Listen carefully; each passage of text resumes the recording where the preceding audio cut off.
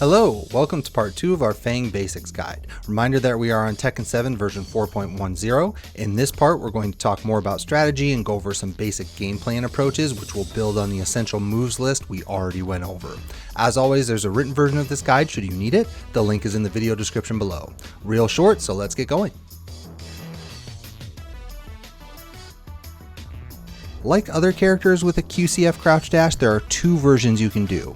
Quarter circle forward will give you access to a unique set of moves just like any other stance, but doing down down forward will give you the same animation yet take you momentarily to full crouch. From there you can hold the input to go into full crouch or go back to neutral for a while standing move. In fact, you'll normally threaten crouch dash by poking away with your while standing moves. While standing 1, probably the most commonly used option, is a safe I-13 long range mid with a string option to slow people down, especially at the wall since it can splat and can be delayed for timing mix-ups.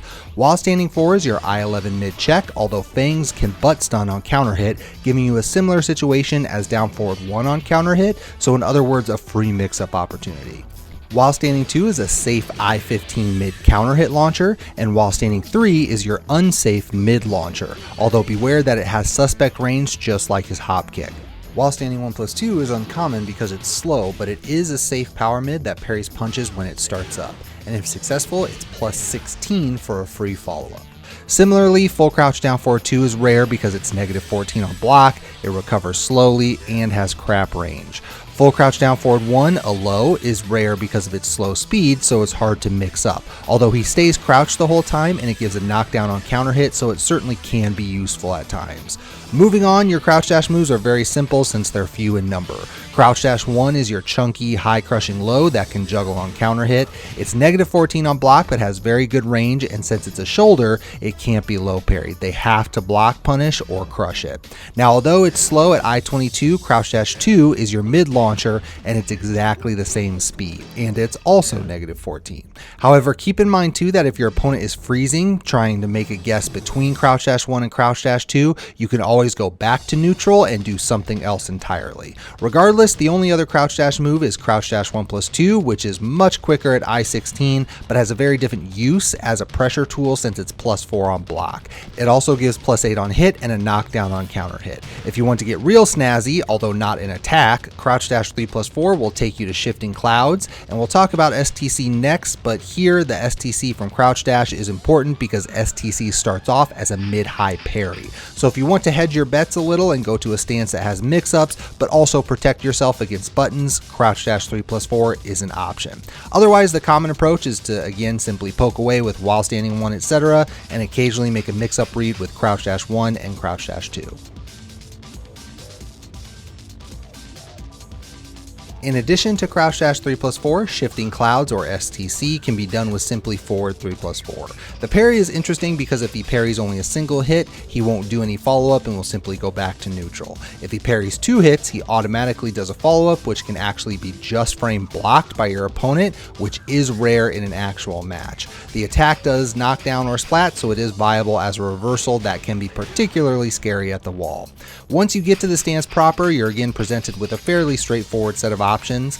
STC 1+2 is your fastest option, a safe I-15 mid. The whole string, which is STC 1+2-1-2, is a natural combo and gives a knockdown, although the second and third hits are both -11 on block. The string jails too.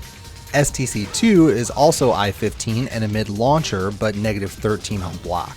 Your other 3 options are all the same speed at I-20. STC 3 is +8 on block, knockdown on hit, but it is a high. STC 4 is your chunky low, +2 on hit, knockdown on counter hit, -14 on block. And STC 1 is your power mid, knockdown on hit, -14 on block, but good pushback except at the wall. How you approach STC will largely depend on your risk aversion. STC 4 is very common to open people up, as is STC 2, simply because it's so fast. Now sadly, the biggest issue with STC is that everything can be stepped left. and since the beginning of the stance animation is very telegraphed, this isn't too hard to do for someone with strong reactions. Similarly, if you're playing against someone with strong reactions, they can just counter hit you since you have no evasive or crush options. It's normally best used as a reversal against string heavy opponents, or to use it only on rare occasions when your opponent is turtling to give your opponent more to think about. You might also find a positioning at the wall or maybe an Oki situation where stepping the stance would be tough. Every Feng plays differently, but when it comes to stances, Kenpo is just as common, if not more so, than crouch dash. This is in large part thanks to how far back he steps when he does it. Like STC, you can do Kenpo manually with back 3+4, and many Fengs will use this as a replacement for a backdash. Now once in Kenpo, your options are again few in number. Kenpo 2 is your keep out tool, a safe, very quick high that can knock down splat. Kenpo 1 is your power low, -13 on block, +8 on hit, and a knockdown on counter hit. It does crush, but very late at frame 15. Now Kenpo 3 is your mid launcher, a couple frames slower than Kenpo 1, and -12 on block. Now Kenpo 3 is the go-to whiff punisher that Fengs will use if the Kenpo backstep successfully causes a whiff, aside from maybe Kenpo 2, and again it does crush, but at that late frame 15. Now Kenpo 4 is rare since it's so slow, it's linear, it can be floated, and doesn't offer much outside of being a chunky mid, so it's often used just to give your opponent something to think about. Those are the only 4 Kenpo attacks, but you can also go to STC by pressing forward, or you can simply let Kenpo expire and go back to neutral. That is actually a lot more common than you might think because, as I mentioned earlier, many Fengs use Kenpo like a backdash, so if they don't see a whiff, then they'll simply not do an attack. It's really not that complicated, but it's actually remarkably effective because of the insane distance and speed on the back step. Just keep in mind that although Kenpo has an auto block, it isn't until later in the animation, so if they read the Kenpo, it can turn into a big punish. Lastly, for stance items, we'll talk a little about back turn. Feng can manually go to back turn by pressing back 3 slide 4. Otherwise, you have a few moves that can transition there, like 1-2-2 back, 2-4-1 back, 3-3-4 back, or sidestep 2. Now once in back turn, he actually has more options than STC or Kenpo. Back turn 1 is an I-12 jab, -3 on block, but +14 on hit or counter hit, which gives you a free back 1+2, so very useful against mashers. Back turn 2 is an I-16 mid, +5 on hit, and although it's only -6 on block, he stays back turn, so you can still be punished. However, you can finish the string, which is also a natural combo, and will give a knockdown on hit. Just beware that it's -13 on block. Back turn 1+2 is a power mid that gives a knockdown on hit, but again keeps you in back turn, so there is still some risk despite it being only -5 on block. Also, since it's an elbow, it's useful against many parries and reversals. Back turn down 3 is a high crushing low sweep that will juggle on clean hit. It's also relatively quick at I-18, which is still unseeable. Just be careful since it's very punishable on block.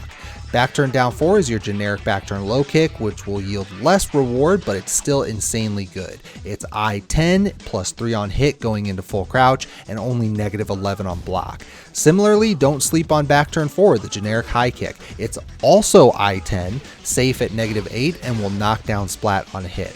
Then finally, there's back turn 3, which is the same move as forward 3 if you'd rather get plus frames instead of a mix-up. But one other thing you can do is grab. Feng actually has a true 50-50 from back turn. Back turn 1+4 or 2+3 will give you a special 1+2 break throw, and doing back turn 1+3 or 2+4 will give you a normal grab. However, the startup animation is the same for all 3, so your opponent has to simply guess which one you're doing. Because he throws the right hand, the 1+2 break is the most common and also does the most damage plus good Oki.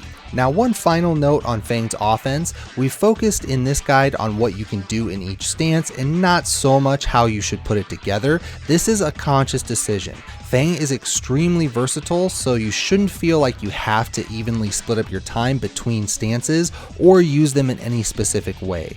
Some players abuse Kenpo. Some players abuse evasive options like up 4-2 or his crushes like down back 3, down 2, up 4, etc. Some abuse his strong counter hit options like back 1. But the best players all have one thing in common. They show at least a little of everything to keep their opponents uncomfortable. Make sure that you do the same.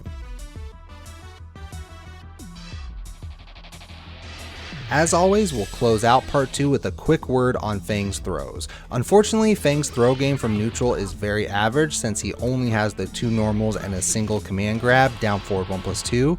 Of the normals, 2+4 will give you the better Oki, so if you're going to do one, probably do that. Down forward 1+2 gives the same Oki but also does more damage. Sadly, no other special properties to note like a wall splat or a side switch or anything like that. Truthfully, if you're going to do a grab, try to go into back turn since that's a much better mix-up and potential reward.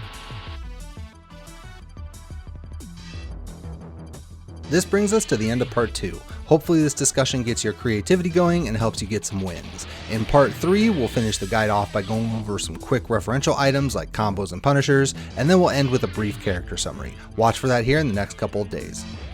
And with that, thank you for checking out this video. Don't forget to like and subscribe here on YouTube. Also be sure to turn on notifications if you'd like to get alerted as soon as a new vid is uploaded. I also try to stream whenever I can, so the link to Twitch is down in the video description below. You will find Twitter and Facebook links down there too. Lastly, special thanks to our 3 patrons, Tato, Apples, and Overhaul. That support means a lot. Patreon is definitely the best way to support your favorite content creators, and the more support the channel gets, the more content I can afford to do. Stay safe everyone, and we'll see you next time.